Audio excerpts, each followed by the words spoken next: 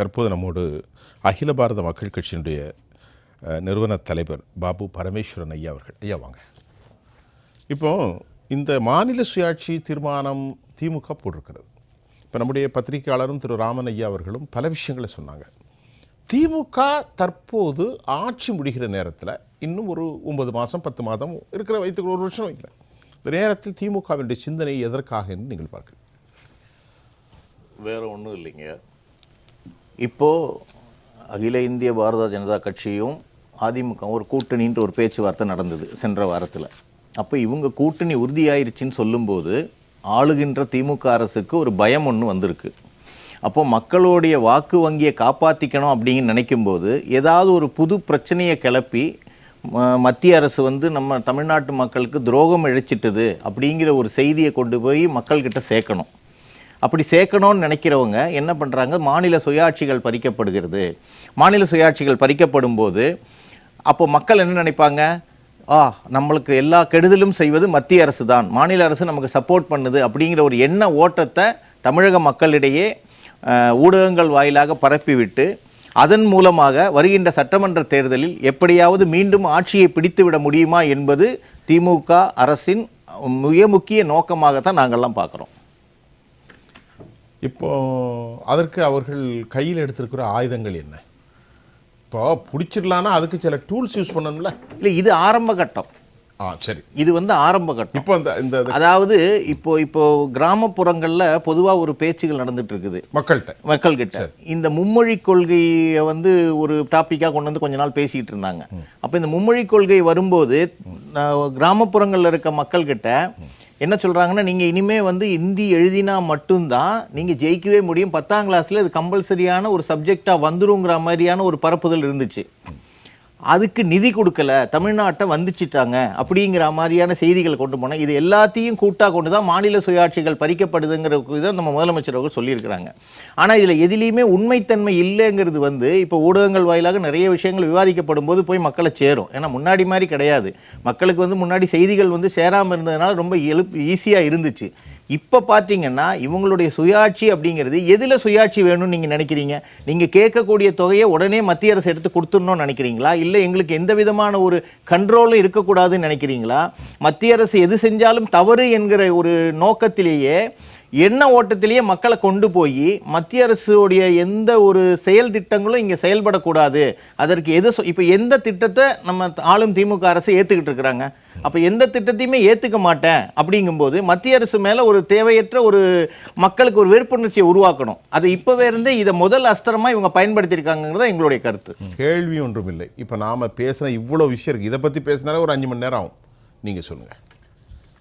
ஆளுகின்ற திமுக அரசு மத்திய அரசுகிட்ட கேட்குற ஒரே கேள்வி எப்பவுமே நிதியை பற்றி மட்டும்தான். நிதியை வேற எதை பற்றியாவது மக்களுடைய நன்மை பற்றியோ வேற ஏதாவது பற்றி இது வரைக்கும் அவங்க பேசியிருக்காங்களா இல்லைங்கிறது ஊடகங்கள்லேயும் வரல, நமக்கும் தெரியல. வேற எந்த விஷயத்தையும் கட்டி கொண்டு போன மாதிரியே தெரியல. இப்போ நம்ம திரு எம்ஜிஆர் அவர்கள் காலத்திலேருந்தே பார்த்தீங்கன்னா அதிமுக காங்கிரஸ் கூட்டணி இல்லையோ, ஆனால் தமிழக மக்களுக்கு எந்த நன்மைகள் வேணுங்கிறத அவங்க கேட்டு வாங்கிட்டு வந்திருக்கிறாங்க. அப்போ இது ஒரு ஒற்றுமையான ஆட்சியாக தான் நடந்திருக்குது. இதில் எந்த இடத்துலையும் சுயாட்சி இல்லை மாநிலங்களுக்குன்னு சொல்கிறதுக்கு உண்டான இடமே இல்லை.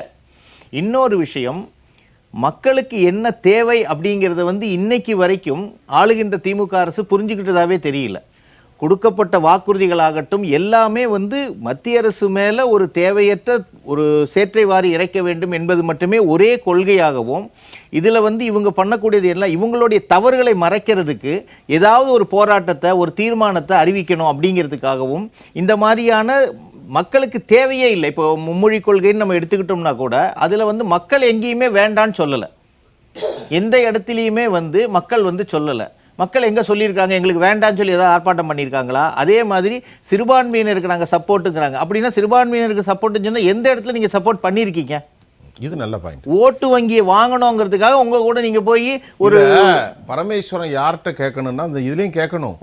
இந்திய யூனியன் முஸ்லீம் லீக் தலைவர் காதர் மைதீன் சாஹிப் இருக்கார்ல, அவர்கிட்ட எந்த இடத்துல சப்போர்ட் பண்ணீங்கன்னு கேட்கணும். நாங்கள் எல்லார்கிட்டையும் கேட்டுக்கிட்டு இருக்கோம்.